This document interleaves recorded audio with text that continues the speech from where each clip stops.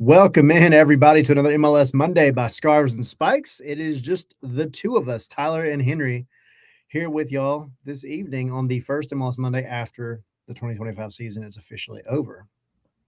Now I got the Maybe song that's stuck not in my fully head. accurate, but we did have the last one. Anyway, that was like a recap of MLS Cup. The season's over and done with at this point.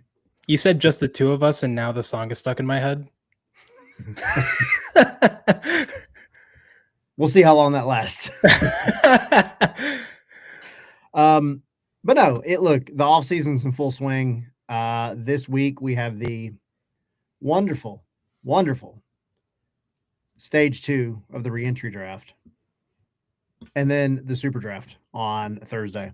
Tomorrow morning we'll have a really good chat that I had earlier with our own Greg Gallagher, with Jason Longshore, who I'm 99% sure everybody here listening knows. And then also Mark Kelkenberg from College Soccer Match Day, Game Day.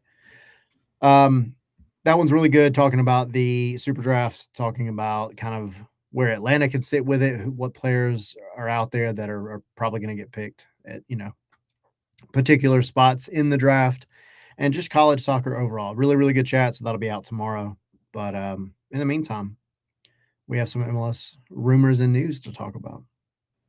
For sure. I mean, it's fully off-season mode now. All the different roster mechanism events are happening as you led into, stage 1 of the reentry draft happened, and that was super exciting. A grand total of 0 players were signed. So we're going to the stage 2, and we'll see what happens there. Obviously, the super draft, and yeah, just like you said, the article and preview that Gray has out on the website, you definitely have to go check that out. Gray knows so much about this. He has a lot of knowledge on it, and he puts out some great stuff on that. And also, if you happen to be in the Scarves and Spikes Discord, you know who Gray has talked up a lot throughout the year of who Atlanta should target during the draft, and some of these guys. He's always posting some routine updates there, and obviously we appreciate him for that, because he's the guy that keeps us informed on that type of stuff. So it's awesome to have him. 100%. Again, there are not many people out there that know even as close to as much about college soccer, the twos, the academy as Gray. Gray is super informed. As obviously y'all know, is Jason. Again, I don't have to say this, but y'all know this. And then Mark, if you haven't heard of Mark Kelkenberg, he is deep into the entire college soccer scene in every way. So he knows a ton. They have forgotten more than most of us will ever know about it. So, but yeah. So I guess big one today as we get ready to dive into it. But I guess it was today or was it yesterday? I can't remember. It was announced today. Okay. Kind of out of nowhere too, because I was literally left field. Yeah, I was literally sitting down to work on MLS stuff, and I was basically just writing an article on like top 10 signings of 2025, and then oops, Sergio Reguilon has signed for Inter Miami. We're like, oh, okay. Yeah, Fabrizio Romano was the first one to drop the news this morning, and then it was officially announced like 15 minutes later or something like that. But yeah, left back, Spanish left back, Sergio Reguilon, 28 years old, signs for Inter Miami on a free transfer, a former Tottenham, Manchester United, Atletico Madrid, and Real Madrid defender. He actually came up through the Real Madrid Academy, so that was an interesting thing to write about this morning. But yeah, he is the Jordi Alba replacement for Inter Miami. That's going to be some tough shoes to fill, because Jordi Alba, 6 goals, 21 assists between the regular season and the postseason.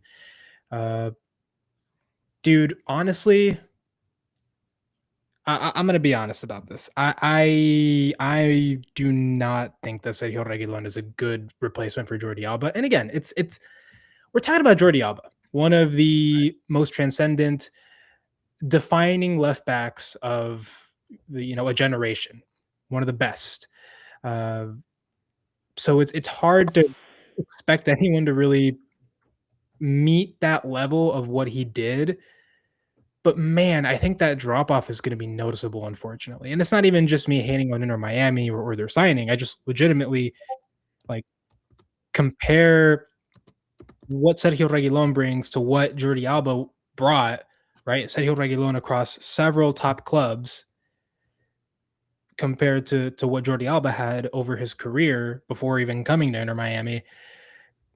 I just don't think it compares. I think it's two different players. I think Jordi Alba, you even saw it in MLS this season. He would send in a cross and it would, like a magnet, to Tadeo Allende's head or Luis Suarez's head, or I don't know how he did it, but Lionel Messi's head, all 5 foot whatever of him. So, and that's not Sergio Reguilon's strength. What's his strength? From my analysis, it's defensive ability because he's a strong defender. He presses very well, and that's great. And Inter Miami does need help in the defensive phase of the game, but we're talking about what, 27 goal contributions that I don't think that Reguilon, even in MLS, I don't think Reguilon is going to be able to make up or really get close to. Yeah, I agree. And we kind of talked about it last week, right? Jordi Alba is not. I said I don't know anybody that I can name off the top of my head that is even close to doing what Jordi Alba did. And I used Jedi Robinson as like the closest example. But again, two different types of players, both great left backs. I mean, Jedi admittedly has a long way to go before he's going to be anywhere in Alba's level, but um, the dude's consistent. Besides that, I couldn't come up with a name. And, it's just, again, it's not a knock on Sergio, but I just don't know. I don't know that that's going to be as consistent as you would like. And for all the reasons you said, but I just think it's going to be, if you're trying to get a like for like replacement, I don't I don't think you're going to find a great one out there that's going to be able to do what Alba did. Now, what Sergio could help you with is just shoring up a very leaky Miami back line that's been leaky for years. Maybe that helps a little bit. So maybe you lose a little bit going forward, but if you can get some consistency in the back, you still have plenty of talent that should be able to score plenty of goals, even without a left back's help a lot. So I don't know. We'll see, but it was definitely out of nowhere. Like it popped up and I was like, what? What? How did, with all the stuff, all the people, all the media covering not only Miami and Messi, but then his closest relative in Spanish football, did no rumor of this pop up before? It was kind of wild to me. Well, I think there were some rumors floating around probably like last year or something like that. Well, not last year, Yeah. earlier, like in the summer, like months ago, that maybe they were interested in it. Um, but yeah, they always were going to have to wait for the end of the season because Jordi Alba and Sergio Busquets were the ones occupying the DP slots. You needed one for Rodrigo De Paul. That's occupied now. Uh, but now it seems that Reguilon isn't occupying a DP slot, is what I'm understanding. Which makes sense because he came in Yeah. on a free transfer, and you could probably pull some salary shenanigans there and just kind of get it below the threshold. Um, and so that saves your DP slot. So if anything, I think that's the main positive that you take from this is that from the Miami perspective, you get a player who has experience in top European leagues, two of the best in Europe, in the Premier League and La Liga, at top clubs in both. Uh, who on the defensive side of the game, that's at least a strength, which for Miami is good. And you open a DP slot, which you could use elsewhere. So where I think that they probably should focus on DP slot is obviously going to be in the attack. Yeah. I think if you're Rodrigo De Paul and Lionel Messi are your two DPs right now, then either you find another DP winger on the other side. If Messi's going to be your right winger, then your left wing DP or your striker DP. But I think that's where Tadeo Allende comes in. Because if you do sign him permanently, if you do manage to get him, that's a big question mark right now. If you do get Tadeo Allende permanently, he is probably no doubt your starting number 9 going in the next season. At that point, all you need is a starting left winger on a DP slot. And I think Miami is golden.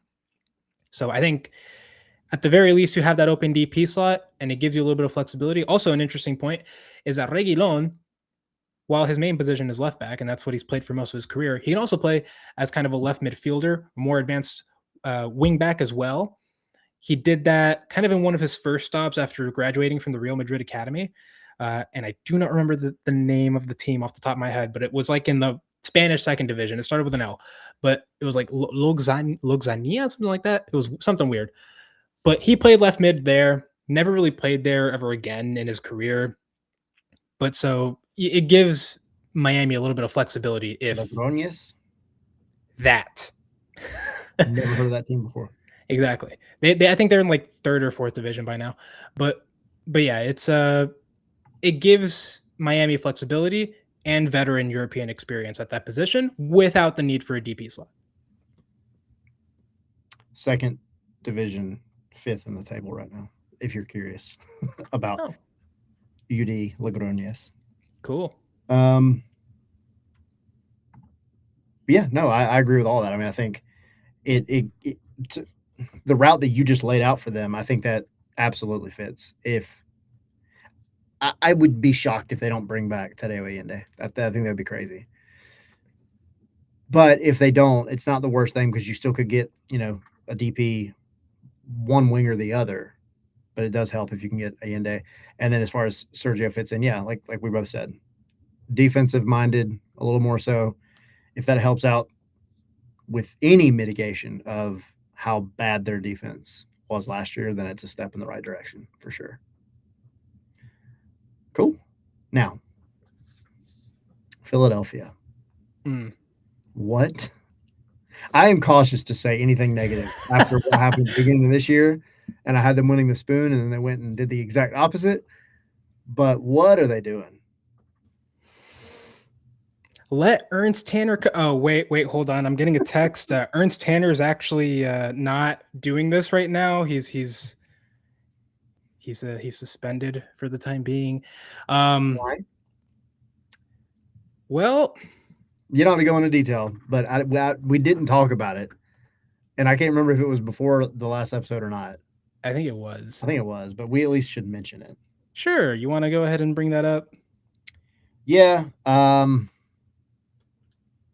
There was, I think, was it Tenorio that did the article? Yeah. No. Paulo Mora. Okay. My bad. I'm just trying to make sure I get the name right. Just a investigative journalism into one Ernst Tanner that by what he wrote revealed that there were some, I mean, I can't even say one thing. It was like racist, sexist, every ist that you could think of remarks over the course of the past few seasons, again, with examples and sources and everything else. And it was pretty rough. And that's putting it lightly. And so he was, suspended, right? For, I don't know, did they say how long? Indefinite, I think, as long as MLS is kind of reopening their investigation into this. Yeah. And that's the thing. MLS did an investigation. It was closed. I don't know what they found or didn't. Obviously, a lot they didn't find. I don't know. And then this other investigation, but investigative journalism was done. And again, revealed allegedly that there was a lot more stuff that happened. So MLS opened theirs back up. Yeah. That's kind of the Spark Notes version of what happened. I mean, definitely go check out the Guardian article by Pablo Mora, because that has all the like firsthand sources and all the stuff if you want to get into it. It's like a long thing. I remember reading and I was like, all right, surely it ends here. No, okay, there's one. Okay, there's another one, and it just keeps going. Yeah. So yeah, it was a read, but yeah, definitely go check that out. But if you're wondering why we're bringing that up, it's because the union are making some big decisions on their roster, some big changes. As y'all probably know, Philadelphia Union has just come off winning the Supporters Shield against everyone's expectations ahead of the season, because it's the Union and they don't really spend a whole lot of money, and they did that. They didn't spend a whole lot of money last offseason after firing Jim Curtin, bringing in Bradley Carnell. It's more or less the same roster plus a couple of additions, and they go from missing the playoffs to becoming the best team in the regular season. Now we get some Tom Bogert bombs that apparently that DC United are advancing for a $4 million cash for player transfer for Ty Baribo, who led the Union in goals, 16 goals, 3 assists in 2025. That would replace Christian Benteke, by the way, who left DC as a free agent. But we'll get into that a little bit later. So that's one thing. They have also Bruno Damiani, who was signed last offseason.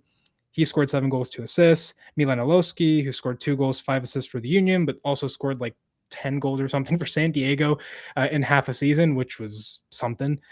They also have their new in the Golden Boot race at the time of the trade. Yeah, as a sub for San Diego. It was something like 10 goals in like 500 minutes. You're like, what? Yeah. Ridiculous. Sub effect to the extreme. Yeah. They also have their new club record signing. Bet you've heard of this name before, Ezekiel Alado. Yeah, we talked about him at dinner the other night. The 20-year-old, by the way, so obviously a young signing, but that is the Philadelphia Union's new record signing. And it's not even for that much. I don't have the exact number in front of me, but it can't be for more than like 6 million or something like that. I mean, out of left field. A lot of this is out of left field. But this is the guy that they brought in to replace Ty Baribo, who scored 16 goals, 3 assists on the season. But we're not even done here, right? Ty Baribo is like scratching the iceberg. Then today we get the news. Actually, we got the initial report probably like earlier in the week, but former MLS Defender of the Year, Jakub Glesnes, officially joins the LA Galaxy for, listen to this, 1.1 million in GAM, plus another 1.1 million GAM in add-ons. Wow. We're talking about what, a 31-ish year old center back? Hold on, I got to find this. Roughly. Yeah, but he was kind of one of the mainstays on the Union backline for several years. 31 years old. Yeah. Without a doubt, one of the best defenders in MLS for that period. He now leaves the Union, goes over to the Galaxy, who obviously needed help with their defense, with everything. But this is like the first step for the Union, who are building towards hopefully a better 2026 where they get Ricky Puig back. So that's obviously a big step in the right direction, but they need a lot more help than that. But if we're talking about the Union, that's 2 big players that are gone now, right? 2 players who not only led you to the Supporters Shield, but they also, and specifically I'm talking about Glesnes here, made the Union defensively one of the strongest teams for the past several seasons, especially under Jim Curtin, who I feel like really emphasized the defensive aspect of things. But he's been a mainstay. This is a bit of a surprising move for me. Even if that trade, like the GAM, is worth it, I don't know. Because who do you have to replace him right now? You have. I mean, you're going to have to rely on your academy. Well, that's the Philly MO. Well, I know, and that's not necessarily a bad thing, but like, you're putting a lot of eggs into the I'm going to rely on my academy basket. And again, I said I was going to talk a whole lot of crap. I'm not talking crap regardless. I'm just being critical. But this is very confusing to me. It's very confusing. I just don't understand. It's so frustrating because I had said the same thing at the beginning of this season. I literally said, like, who are you going to bring in to actually make a difference here? And then they just got a bunch of dudes that played football well together. But now they're getting rid of 2 who were crucial. And so I don't know. It's very, very confusing to me. I'm especially curious because right now it seems like their center forward spot, like those are filled. You already have 3. So for me, it's not as much of a mystery. I'm curious who gets the brunt of the minutes though, because Damiani on paper is who they brought in last season to kind of take over that spot. But between Olofsky and this new signing, Alado, I think they're also kind of betting on both of those guys. I don't know. It's weird. I don't know who would start, but I think they'd get a good mix of minutes, especially because the Union is going to be in several competitions. They start the year with CONCACAF Champions Cup, obviously. Then you have the regular season, Leagues Cup. So there's a very good mix of things there for you to kind of rotate between those 3 and figure out, I guess, which works best for them. Glesnes is the big one for me. Because on paper, on this roster, I don't think you have someone who immediately slots in his place and replaces what he did. You had Olwethu Makanya, you still have him, but who do you put next to him? Because him and Glesnes formed a really good partnership this season.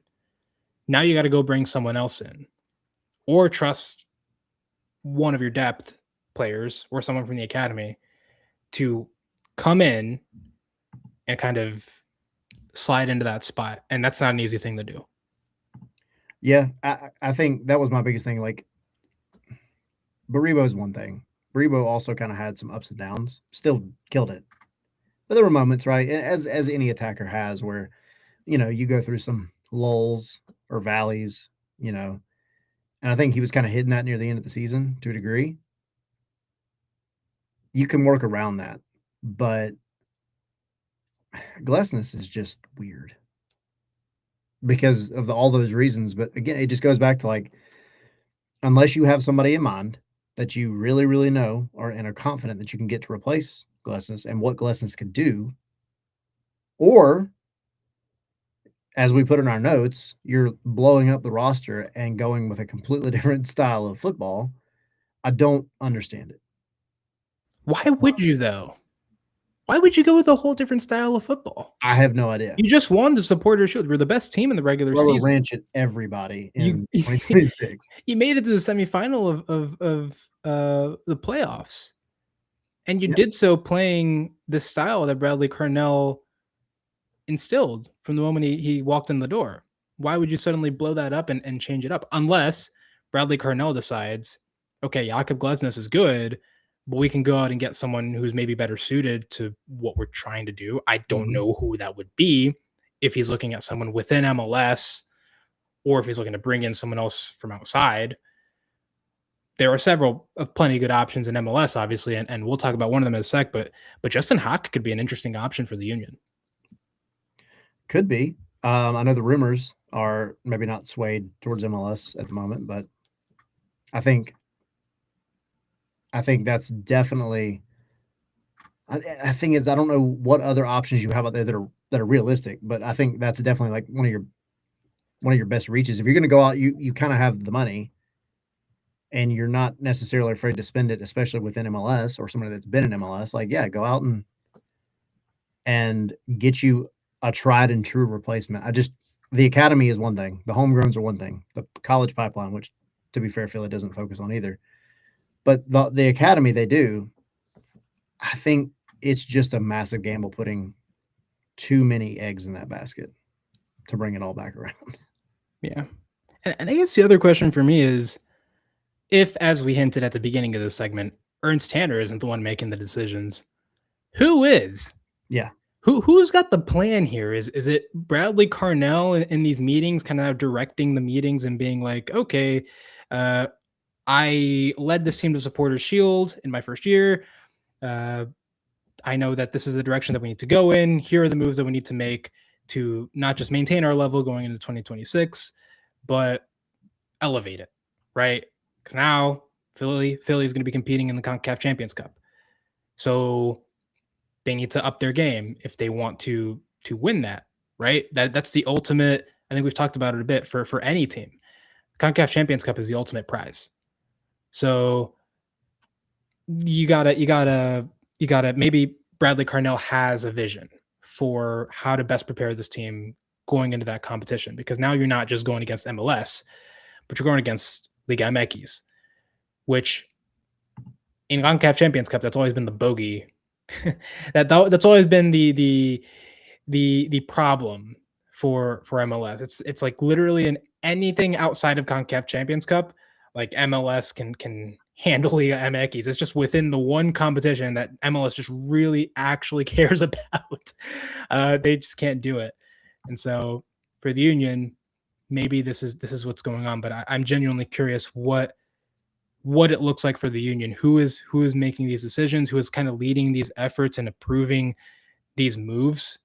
Because these are big decisions that are being made to take apart a roster that did so well despite what a lot of people thought about them going into the season.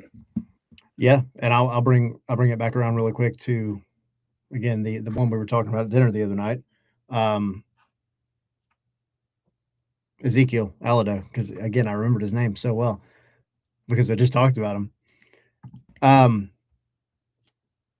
Let's see, 11 goals, 2 assists, and I'm not trying to focus too much because he is more of like a 10, but it's still a 10's job to get involved in goal contributions.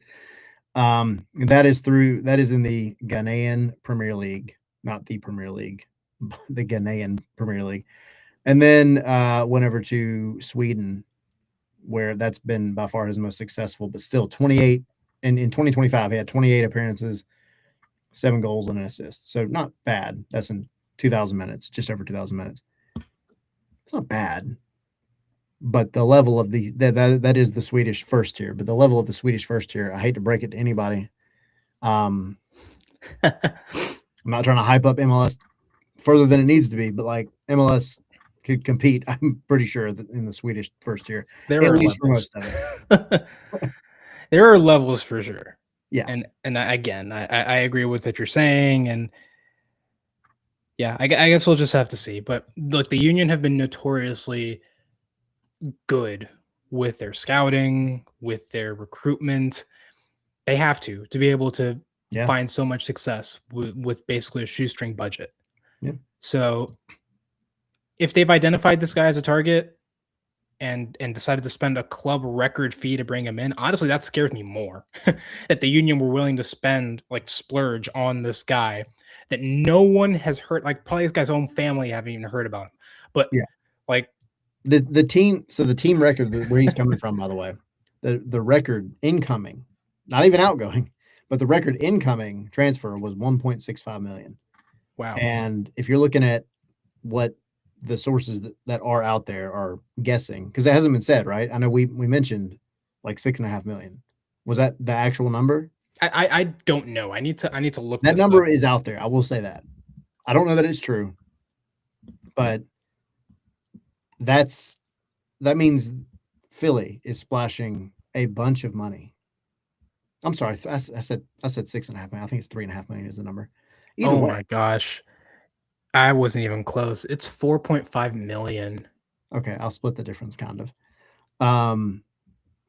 That almost that basically triples the prior incoming transfer for this team. Now you have one outgoing at that much, and so, I mean, look, it's great for them, and I really hope for Philadelphia's sake that it's good business for them, because this guy's going to have to get here and perform. He is 1/4 of a latte lot. I was waiting to drink. I had to. But yeah, we'll see what the Union are doing. Obviously, there's just the beginning of the offseason. Plenty more moves to come, I imagine, especially figuring out who replaces Glesnes and what other parts of the roster they can scrap for parts and then replace. All right. It's the holidays. It is the holidays. You want to talk about what happens on Wednesday? It is the holidays. It is I would like to say infamous, but we've only done it one time. I feel like you have to do it more than once, but last year was fun. Our Wednesday episode that we normally do for Atlanta United is still going to be Atlanta United, but it is going to be our holiday show. We're going to be doing giveaways. Got a lot of special guests hopping on, just to say thank you for the season. Thank you for just everything that the fans of all of these teams in MLS do, paying attention to people like us running our mouth, multiple times a week. It's going to be fun, though. We'll have the guests, we'll have giveaways. We're just going to be having a good time. It's going to be fun. And it is kind of just let's go have a last shindig before we end this year and move on to 2026. So, y'all come join us 7 o'clock on Wednesday, the normal channels, YouTube, Twitter. And we're kind of going in a weird direction with the third one because TikTok's being difficult. Right now, we're on Instagram. Normally, we're on Facebook. So we'll see, but definitely YouTube. And if you haven't already, please go subscribe to the YouTube. That helps us a ton. For sure. Cool. Please help us out. Follow us on socials. And yeah, we're always trying to put out some great content for y'all there. And yeah, it means a lot for y'all to support us. And obviously, if at all possible, and if y'all want to be part of our amazing community inside the Discord, please be sure to join the Patreon. Starting at $1.17 a month, you get access to tons of cool things. I believe, Tyler, that you and Gray recorded a college soccer kind of video. Really cool, nice thing there. I believe that's going on Patreon. So if you want access to that, be sure to check that out. And tons of other stuff, man. Just come on over, join the Discord. We talk about soccer. We talk about not soccer, Call of Duty. Tyler and some of the guys play Call of Duty. So join them for sure. We have tons of fun there. So just come and join our community. We would love to have y'all be a part of it. 100%. 100%. And that includes non-Atlanta United folks as well, because this is our MLS show, not our Atlanta United show. So y'all come hop in. It's a good time. All right. Lots of coaches going through some things. The big one. Going through some things. Yeah, because some of them are going through rough patches right now. We're not necessarily talking about, we are talking about one who's really, really been in the spotlight for all the wrong reasons lately, but who's not even an MLS coach anymore. I know, it's so frustrating. But first, we'll get to him. First, we have Michael Bradley, who we talked about last week. Boo! Sorry, force a habit. Yeah, it's gonna. Oh, I can't wait till they play. Well, it won't be in the bins, but still, I think at Kennesaw it would be really funny. No, it is. I'm tripping. They are. Yeah, what are you talking about, dude? I don't know, dude. It's been a long day. Okay, I'm so used to like that name, and then twos, the second team. I don't know why. I'm tripping. Anyway, Michael Bradley named head coach of the New York Red Bulls, or Red Bull New York, as the proper name is. It was with their next pro team that they won the cup. Correct. So I'm stumbling, I'm tripping, but I'm back upright again. I got there. We talked about it last week. I think it's a safe move, and I think it's one that can work. I think Red Bull fans are gonna appreciate it, but I also think a lot of them, just in talking with some of them, have gotten kind of tired of maybe not having that team that does the more splashy signings, the more splashy kind of big names. And but at the end of the day, Michael Bradley's still a big name up there for them. And I think he'll get the culture. I think he'll not only obviously understand it, but then integrate kind of his touch on it and make it what he wants. And I do see Red Bulls being a better team in 2026 with him at the helm. Yeah, by all accounts, leading in an MLS Next Pro team to a title is much harder, I think, than leading an MLS team, where you can count with already like top world-class players like Emil Forsberg and Choupo-Moting, who have both shined for the Red Bulls this season. And when we're talking about the Next Pro team, you're talking mostly about homegrowns. You're talking about younger players, players that are not necessarily proven at the highest levels. So for him to lead them there, that's a huge feather in his cap as he takes kind of this new role. And yeah, I mean, the Bradley name has fame in the coaching world. His father, obviously, famous coach, not just in MLS, but the national team as well.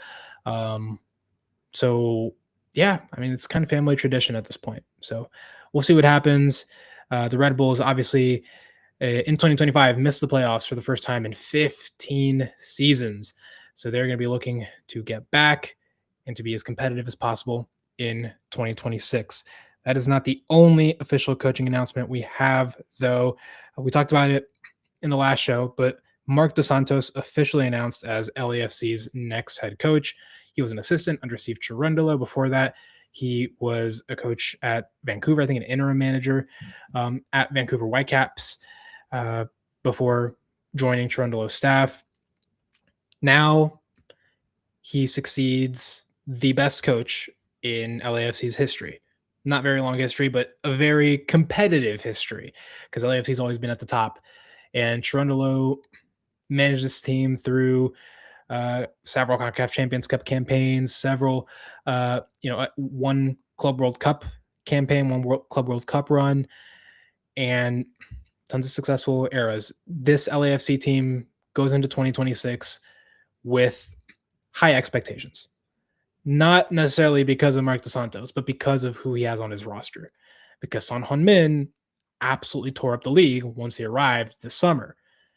And not only that, he powered up Denis Bouanga, who was already an elite forward in the league, but just went up a level with Son Heung-min entering the league. So a big job ahead for Mark DeSantos. Yeah. And like I said last week, to me, Mark needs to come in and not change a whole lot. And my reasoning last week when I talked about it was Steve Cherundolo left you a gem for all the reasons you just mentioned. I mean, you don't even need to make a lot of roster moves. There's a couple that you're going to have to just out of how, we have a salary cap and things like that, and contracts ending, but you're not going to need to make a whole lot of changes. This was the big one, right, that everybody was confused about because Cherundolo had announced months ago that he's leaving, and they had time. And if they decided, hey, we ended the season on a very high note, we were the term is missed penalty kick, but Son hit the bar, hit the woodwork, and that was really ultimately the deciding factor. That's how you missed making it to a conference final and then MLS Cup. So you don't need to switch a whole lot up. You've been consistently good over the past few years. So Mark just needs to come in, kind of keep it even keel. He already knows the system. He already knows how everything's working. And then just it's on the front office and him to make the right moves with those couple of positions that you just have to inevitably make a move for. Now, LAFC do have an open DP slot going into this offseason, so they can certainly add. They will be in CONCACAF Champions Cup, so they're going to obviously want to go for that. That's the title that they've been chasing for a while. They've made it to 2 finals within the last 5 years. Sorry, not 2 titles, 2 finals in the last 5 years, with no success, obviously. But they're looking to change that. And I think this might be a little cliche, but this is their best year so far. This is the best chance that they will have to claim it, because I think with Son Heung-min, Denis Bouanga, and potentially another DP, another good DP that you can add, that's a really good squad. So yeah, Mark DeSantos, that's his first challenge, is starting CONCACAF Champions Cup on the right foot. He needs to get off to a good start. Yeah.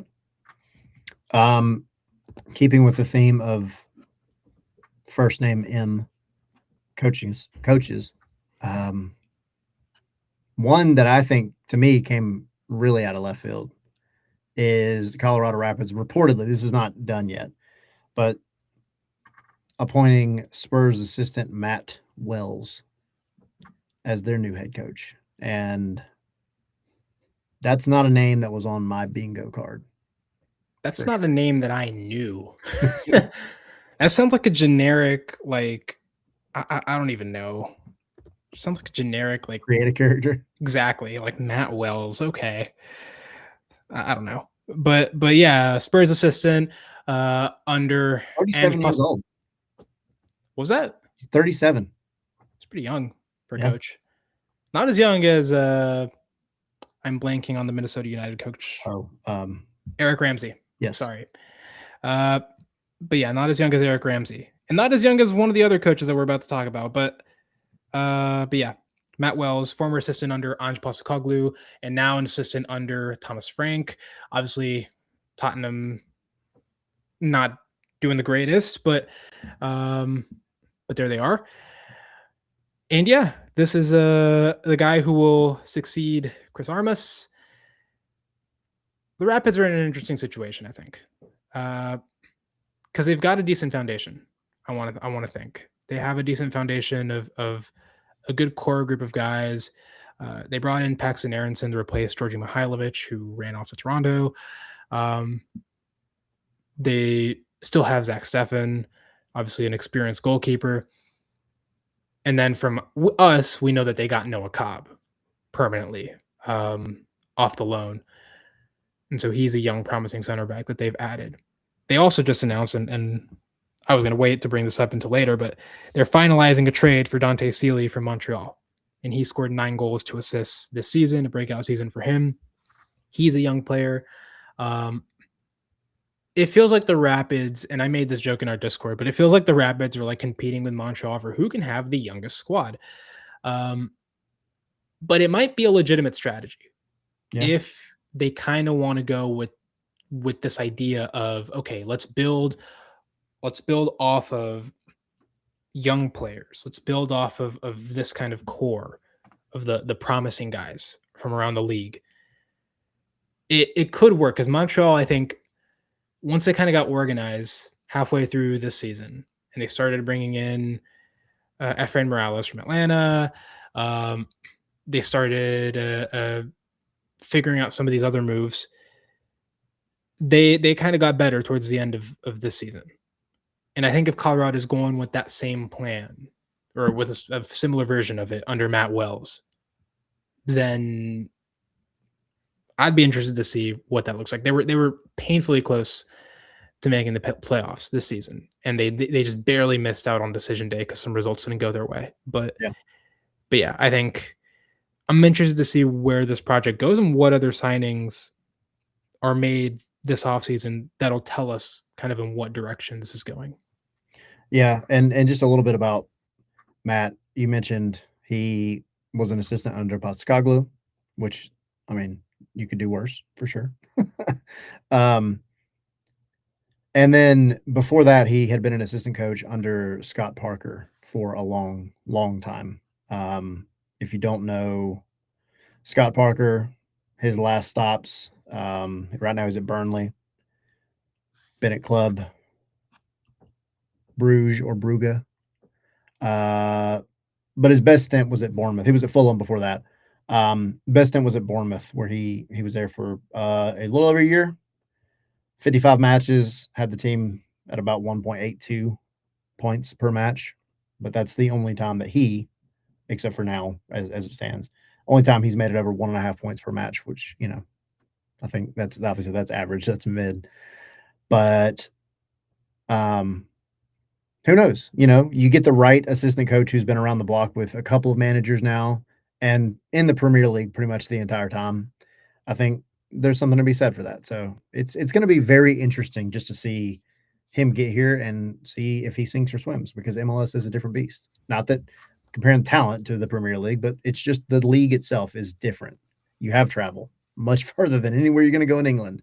You have roster restrictions, everything else. There's so much that's just different. So I think he's going to bring a lot, but I wonder how it's going to implement with Major League Soccer. I think it's interesting that the Rapids saw Minnesota United doing very well with their Premier League assistant head manager now, and they decided, hey, let's copy their homework, and they did that. We'll see if the bet pays off. Okay. But we got another one more head coaching rumor report from Tom Bogert. St. Louis City SC is reportedly nearing a deal to name Yohan Dame next head coach. He was formerly Wilfried Nancy's assistant in Columbus. Thoughts? We talked a little bit about it last week because there was a handful of coaches. Rob Valentino was one. I mean, I'm not mad at it. I think anybody that was an understudy of Wilfred Nancy's, especially over the past 4 years, because I'll include his time up in Canada, um, is going to bring you something that's going to be a net positive. I feel, especially with St. Louis, which is, in my opinion, a blank slate at this point, because they kind of started off 2025, and I mean barely started off 2025 with an identity, which was um, try not to let the ball hit the back of either net, and we'll be good. And then it all fell apart because they continued to do really good at not hitting the back of the other net, but then they started allowing it to hit their net. So it just didn't really pan out. You can kind of go anywhere you want to with this team right now because you do technically have something in the attack. It needs to be upgraded. But defensively, the foundation's there. You just got to build it right, I think, at this point. And you've got to get your identity set. You got to imagine DeMay is going to come in with a similar close strategy to Nancy, which is going to be, playing out of the back, possession based with intention, and patience. And so I think St. Louis, I think that works. I really do.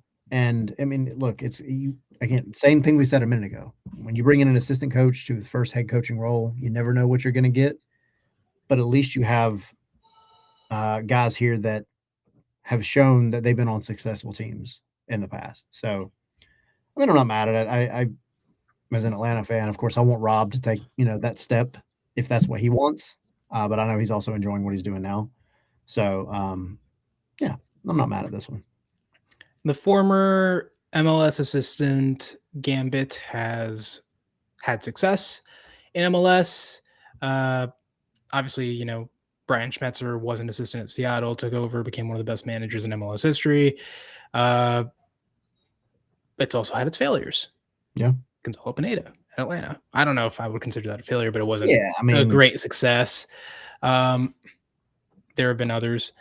But Yohan Damet, as one of Nancy's assistants, one of the best coaches to kind of grace this league in recent years, that's obviously important, and you'll have a very solid core to work with. Most of the core of the St. Louis City team is here to stay.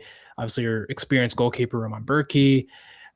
You still keep Marcel Hartel and Edward Leuven in the midfield. You keep João Klaus up front. I mean, you have most of the guys that helped make this team successful early on, and some of its best players that they have acquired since. And so he has a solid foundation to work with. Now the question is, how do you hammer out the right tactical identity to fit these players' skill sets and bring out the best of them? I think that is going to be the real question of what Yohan Damet brings. 100%. I think, again, to me, Colorado and St. Louis are both teams that I'm very intrigued to watch as the season progresses because, I mean, I don't expect them to come out swinging day one, like completely different than they were. But this like is Philadelphia? Yeah, well, this is a long time for both of these guys to get implemented with their team, their new team, and have a little bit of a say in where they would like to go with transfers in this offseason. So I'm curious. I'm not mad at either one of these, going back to the Colorado one, if it comes to fruition. But we'll see. St. Louis SC with the new sporting director too, by the way. So it's literally changes throughout the club. But we talked about Columbus. That is where Yohan Damet came from. The Columbus job is hold on, because here's the thing, right? The Columbus job is now the only one that is either A, open, or B, has not been connected to anyone yet. Because obviously Wilfred Nancy left like a week ago or something like that to go manage Celtic. And obviously it hasn't been going great. If you have any sort of social media presence, you've probably seen the memes of Wilfred Nancy playing with his tactics board. If you are in any like Celtic fan board or anything like that, you've probably seen they're not very happy with it. And there are people saying that he'll probably get fired very soon. And so Here's the question that I have. There've been no rumors for the Columbus job. Obviously, they're probably not in a too massive a rush to fill it. I mean, you probably want him in before the offseason starts. Ideally, you want your new coach in so that you can make the signings and whatever reinforcements you need ahead of the season. But really, really, the only need is to have them in by preseason. So here's the question. Is Wilfried Nancy still employed at Celtic by the time the MLS season starts back up? This is a stupid conversation. February 22nd, is Wilfried Nancy still at Celtic? A person with common sense would say, yeah, yeah, for sure. Why would you give the guy that short of a leash? But we're dealing with the Scottish Premiership. And when it comes to Celtic or the Rangers, there's not a lot of common sense that gets thrown around with some of the decisions that are made. Now, maybe that's why they're at the top of the league every single year. But it feels very rash at this point to sit there and say, hey, Wilfried Nancy, you have arrived a week and a half ago. You've managed 3 matches, one of which I think was one of the cups, like the domestic cups, if I'm not mistaken. You've lost all 3. Now they lost the Scottish League Cup final to St. Mirren 3-1. Yeah. You need to change your tactics or you're going to be fired. You brought me here to fix the team, and you're telling me I need to change my tactics after 3 games. Get the F out of here, Celtic. That is freaking ridiculous. Now, to answer the question, I don't think he's there come opening day loss because of Celtic's wonderful ability to make rash decisions and follow through with them. So yeah, I don't think. Now I think he deserves to be there much longer. Give him. I don't know. Fine, being very, very conservative by Scottish standards. Give him 3 months. Give him 3 months. Just see what happens. Give him until the MLS opening. Not that they're going to use that as a date, but give him until February and just see what happens. Now, if he's still dumping on the bed at that point, okay, cool. But 3 games, man. Come on. Get out of here. You either turn this around by February or going back to Ohio. So are you ready for my second ridiculous question? Assuming that Celtic fires him at some point in the near future, do you think he goes back to Columbus? You know how big of a pair Columbus front office would have to gamble on that?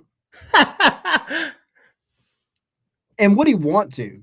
You know, like, dude, if that happens, then Wilfried Nancy basically went on he took a field trip to Scotland.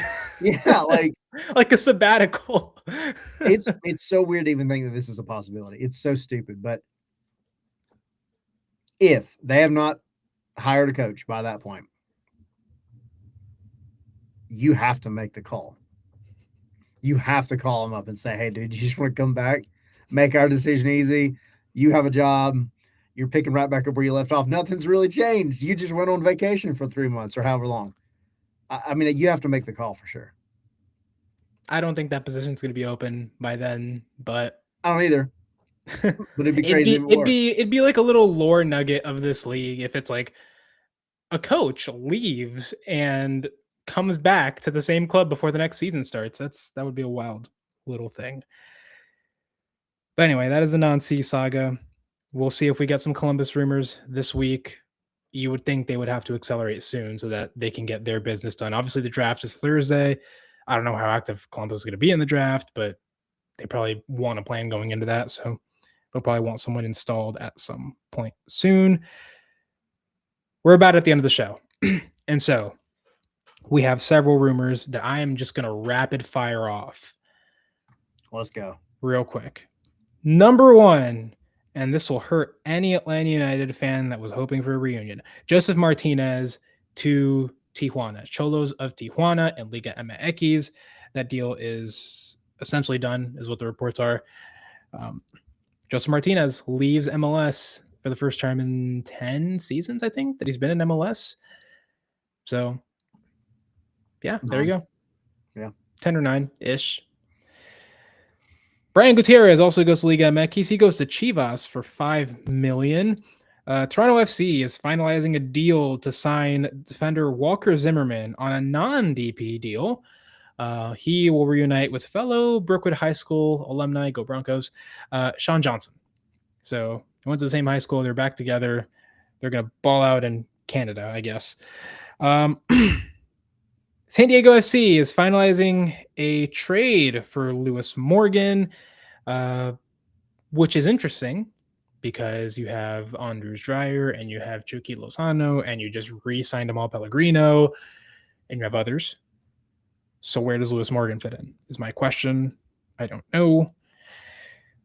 Orlando City is finalizing a deal to sign goalkeeper Carlos Coronel, formerly of the Red Bulls. He would replace longtime experienced Peruvian international goalkeeper Pedro Galese, who left after his contract expired at the end of the season. We mentioned it earlier in the show, but Rapids are finalizing a trade for Dante Sealy from Montreal. Portland Timbers are finalizing a deal to sign right back Brandon Bai. He is a free agent. He was formerly with the New England Revolution, spent several seasons with them, had some success, probably one of the better right backs in the league, I would say.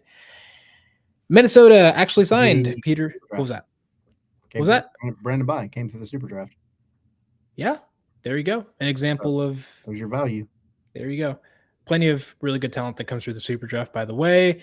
That's happening this Thursday, so watch out. Atlanta, unfortunately, has a high pick. Minnesota United signed Peter Stroud from the Red Bulls. Montreal acquired Brian Vera from RSL, really leaning into the let's get really young players bit. They get a good center back, though, because he's been very solid for RSL in recent seasons. One of the kind of better center backs in the league, I would dare say. Dangerous in both boxes. Yeah.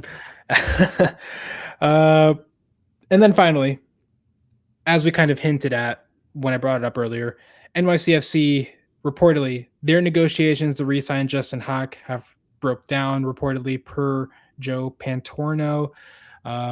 So Justin Haak, now becomes one of the most desirable free agent targets of this window. Pretty much any club could use him. I think here in Atlanta, we have kind of thought about the possibility of adding him. He would make sense, certainly. It seems like Atlanta's going after other targets, though, so that's probably not happening.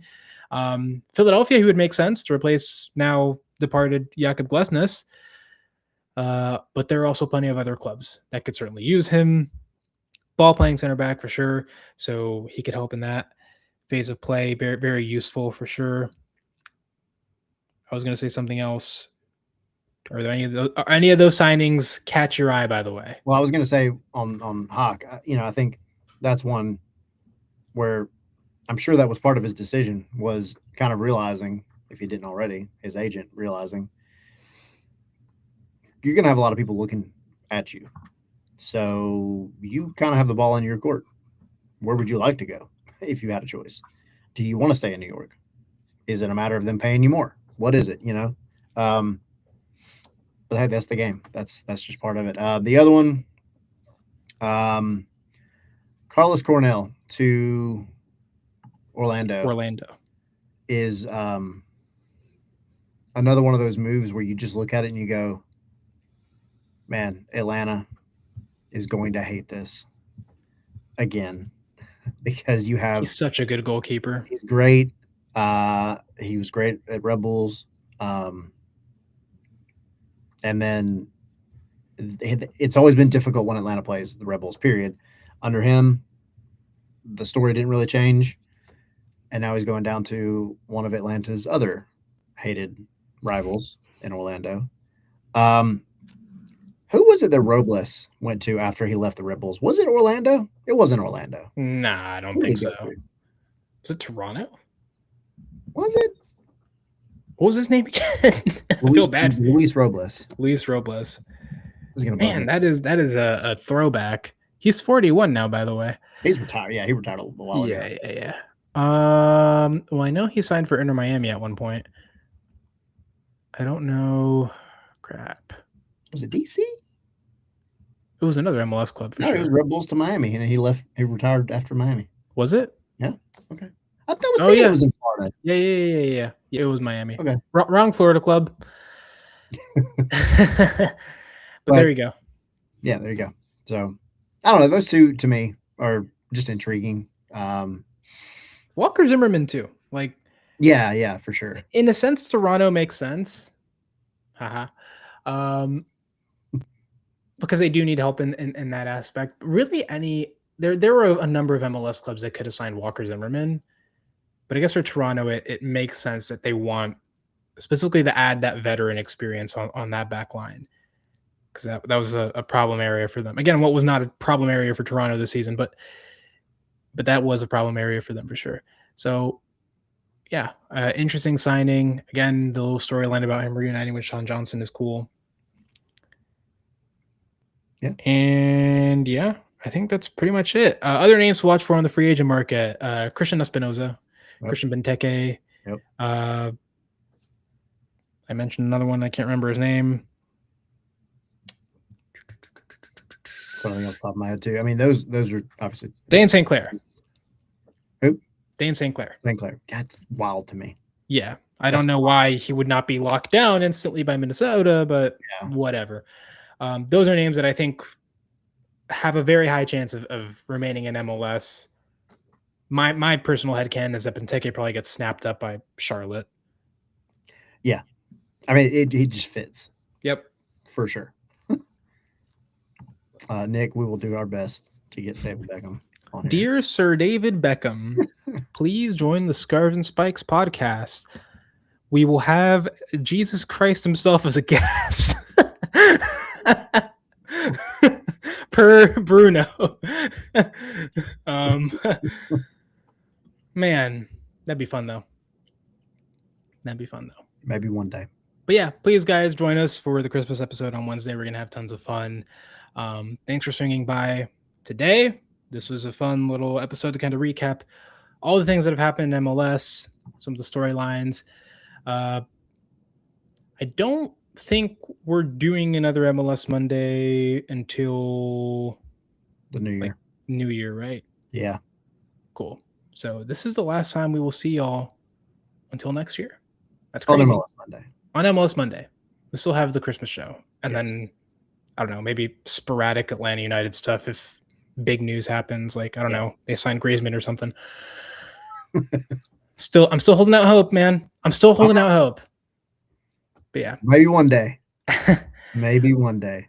But yeah. Thanks, guys, for watching. This has been great. Another great year of covering the league. Another great year of talking about all these things. We're glad that y'all have joined us and been a part of this. And we look forward to doing it again next year and even improving our content, our shows, and everything. Absolutely. We truly, truly appreciate it. Bruno.